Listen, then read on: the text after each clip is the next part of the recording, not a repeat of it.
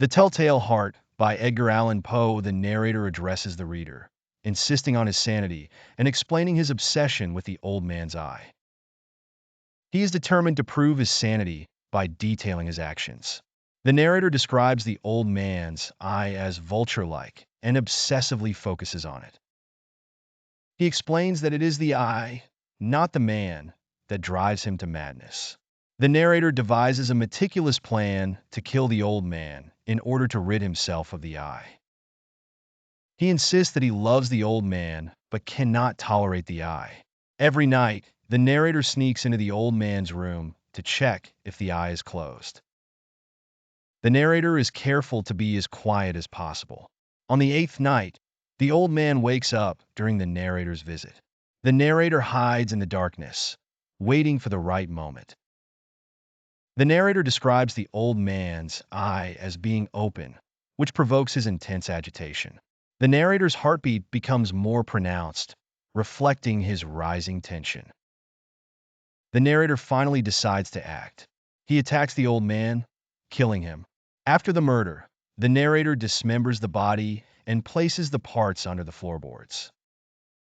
He is confident that the murder will go undetected. The police arrive at the narrator's home, responding to a neighbor's report of a scream. The narrator, outwardly calm, invites them in. Despite his outward calm, the narrator becomes increasingly anxious. He speaks more quickly and behaves erratically in the presence of the police. The narrator begins to hear a faint, rhythmic sound that he believes to be the old man's heart still beating beneath the floorboards. The heartbeat sound grows louder and more insistent. The narrator's paranoia increases, and he becomes convinced that the police can hear it too. The sound becomes overwhelming for the narrator. He believes that the police are mocking him by pretending not to hear the noise. Overcome by guilt and the unbearable sound, the narrator confesses to the police, revealing the hidden body beneath the floorboards. The narrator's confession is driven by his own sense of guilt and the overwhelming sound of the heartbeat, which symbolizes his own mental and emotional collapse.